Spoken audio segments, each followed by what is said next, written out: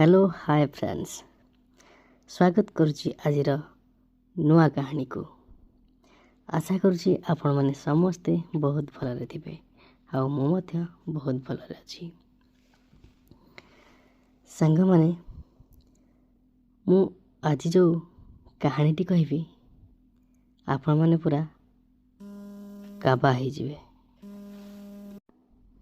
गोटे सुंदर कहानी नहीं आसी जो कहानी की आपण मन के आगु शुणी नथिबे कि जानी मध्य नथिबे।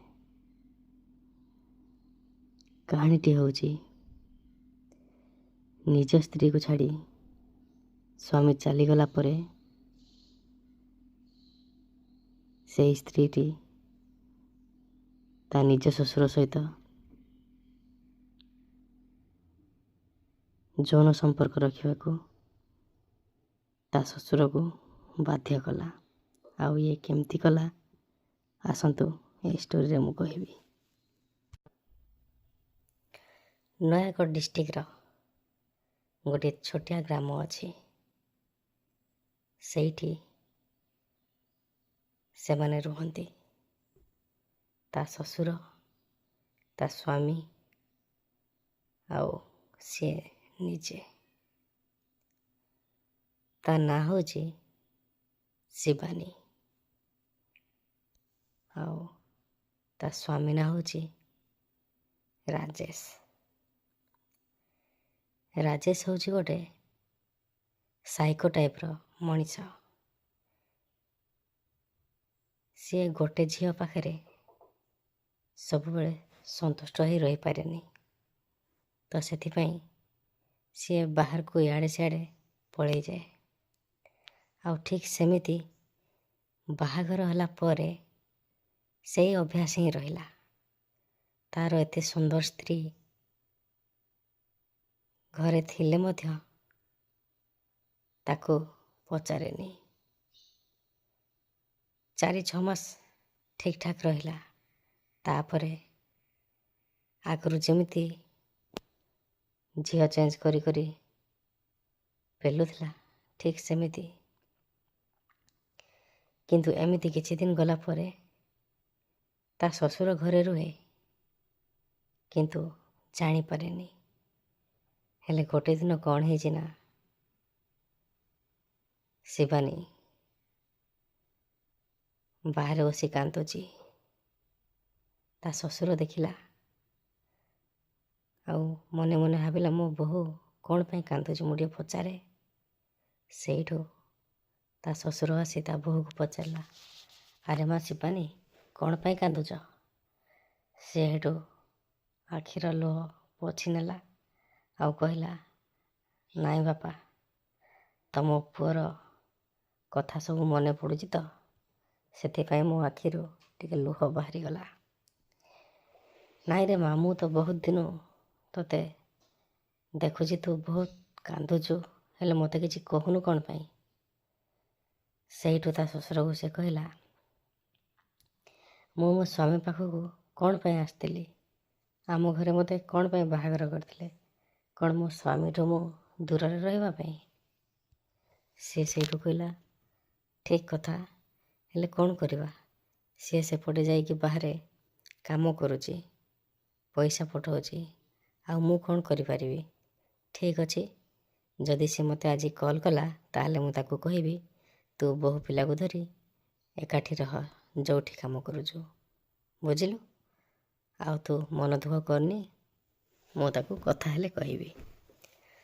सेठू सांग माने शिवानी मन को बुझेला आउ चुपचाप ही घर काम सब कला।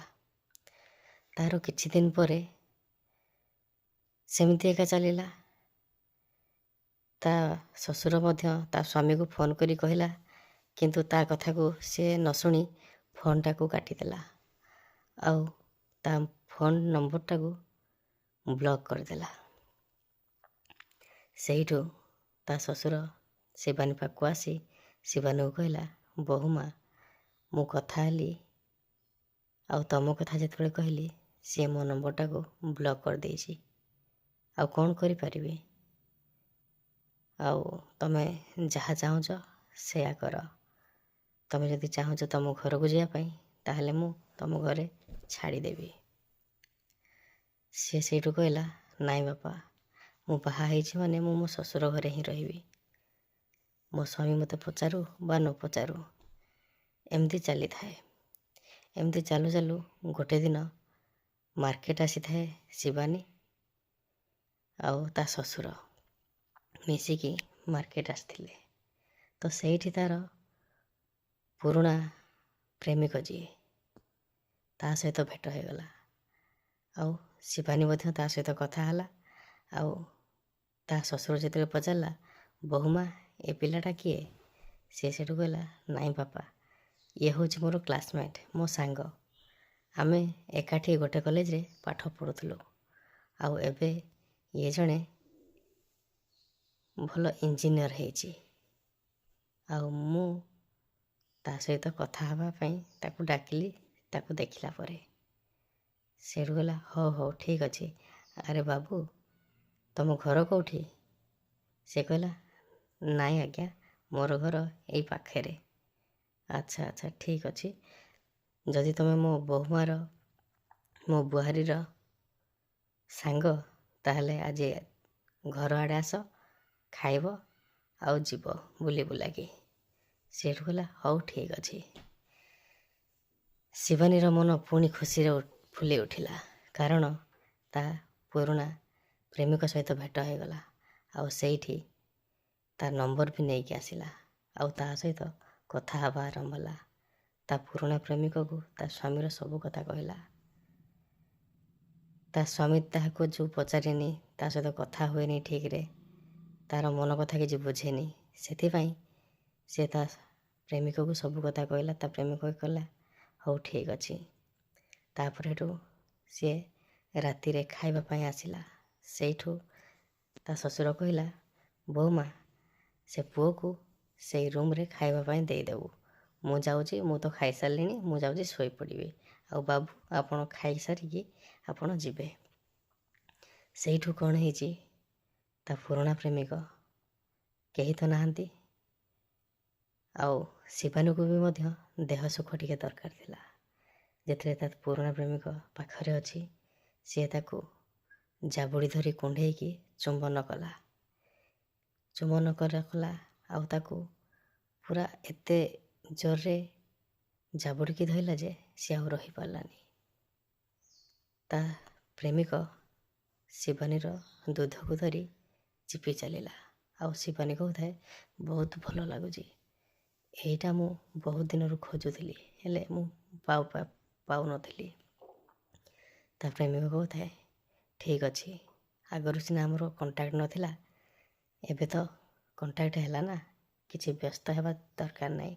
ଏବେ ତୁମର ଯେତେବେଳେ ଯାହା ଦରକାର ହେବ ମୋତେ କହିବ, ମୁଁ ଆସିବି ଆଉ ଦେଇକି ଯିବି। ସେ କହିଲା, ହଁ ହଁ, ହଉ ଠିକ୍ ଅଛି। ତାପରେ ଏମିତି ଚାଲୁ ଚାଲୁ ତା ପୁରୁଣା ପ୍ରେମିକ ତା ଡ୍ରେସ୍ ଖୋଲି ତା ସହିତ ଯୌନ ସମ୍ପର୍କ ରଖିବାକୁ ଚେଷ୍ଟା କଲା। ଆଉ ଶିବାନୀ ମଧ୍ୟ ସେଇଥିରେ ରାଜି ହେଲା। ଆଉ ସେଇ ରାତିଟା ପୁରା ଘଣ୍ଟେ 45 ମିନିଟ୍ ହେବ ସେମାନେ ଯୌନ ସମ୍ପର୍କ ରଖିଲେ।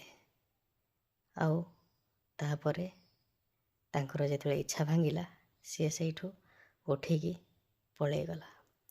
ଏମିତି କିଛି ଦିନ ଚାଲୁ ଚାଲୁ ଆଉ ଗୋଟେ ଦିନ ସେଇ ତାର ପ୍ରେମିକ ଘରେ ଆସି ଶିବାନୀକୁ ସେମିତି ପେଲୁଥିଲା।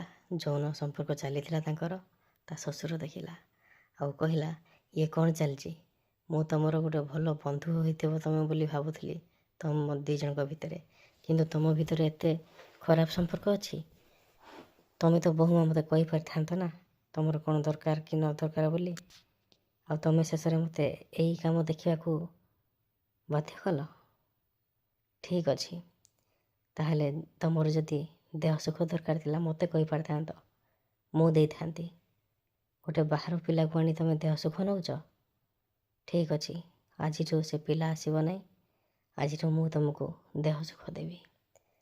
ସେଇଠୁ ତା ବୋହୂ କାନ୍ଦିଲା ପରେ ତାପରେ ଏଠୁ ତା ନିଜ ମନକୁ ବୁଝେଇଲା, ଠିକ୍ ଅଛି, ଯଦି ମୋ ଶ୍ୱଶୁର ମୋତେ ଦେହ ସୁଖ ଦେଇ ଶାନ୍ତି କରିପାରିବେ ତାହେଲେ ଆହୁରି ଖୁସି।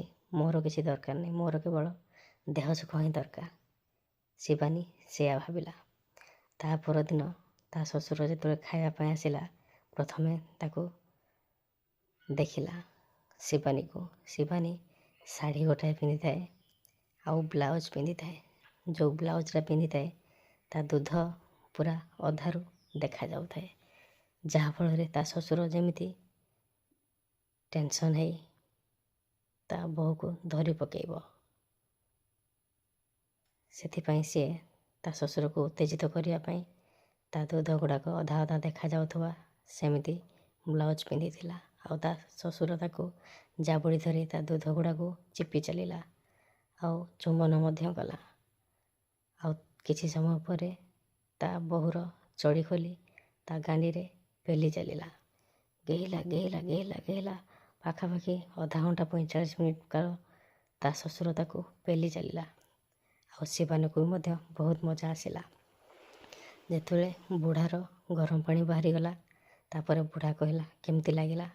ସେଠୁ ଗଲା ନା ବହୁତ ଭଲ ଲାଗିଲା। ସେ ପିଲା ବେଶୀ ଶାନ୍ତି କଲା ନା ମୋର ବେଶୀ ଶାନ୍ତି କଲି ମୁଁ? ସେଇଠୁ ସେ କହିଲା ନା ତମର ବହୁତ ଭଲ ଲାଗିଲା, ତମର ପେଲା ଖାଇଲା ପରେ ମୋତେ ବହୁତ ଶାନ୍ତି ଲାଗିଲା। ଆଜିଠୁ ଆମେ ଏମିତି ଏକା ଚାଲିବା। ଆଉ ମୋ ପୁଅକୁ ଆଉ ତୁ ଖୋଜିବୁନି, ସିଏ ଆଉ ଗୋଟେ ବାହାରେ ରଖିଛି। କି ଆମ ଦୁଇ ଜଣଙ୍କର ସମ୍ପର୍କ କଥା କାହାକୁ କହିବୁନି। ତୁ ଯେତେବେଳେ ଚାହିଁବୁ ସେତେବେଳେ ମୁଁ ତୋତେ ଦେହ ସୁଖ ଦେବି। ସେଇଠୁ ଶିବାନୀ କହିଲା ହଉ ଠିକ୍ ଅଛି। ତାପରେ ସାଙ୍ଗମାନେ ସେଇ ଦିନଠୁ ଶ୍ୱଶୁର ବୋହୂର ଘେହା ଘେହି କାହାଣୀ ଷ୍ଟାର୍ଟ ହେଇଗଲା। ତା ସ୍ୱାମୀ ଛାଡ଼ିକି ପଳେଇଗଲା। କାହାକୁ ବା ଇଚ୍ଛା ନ ହେବ ପେଲେଇ ହେବାକୁ? ଆଉ ବାହାଘର କ'ଣ ପାଇଁ ହେଇଥାନ୍ତି? ସେଇଥିପାଇଁ। ଯଦି ସ୍ୱାମୀ ଦେହ ସୁଖ ଦେଇପାରିଲାନି ତ ବାଧ୍ୟ ହୋଇକି ବାହାରେ ଦେହ ସୁଖ ନେବା ପାଇଁ ସ୍ତ୍ରୀମାନେ ଖୋଜିଥାନ୍ତି, କେବଳ ସେଇ କାରଣରୁ।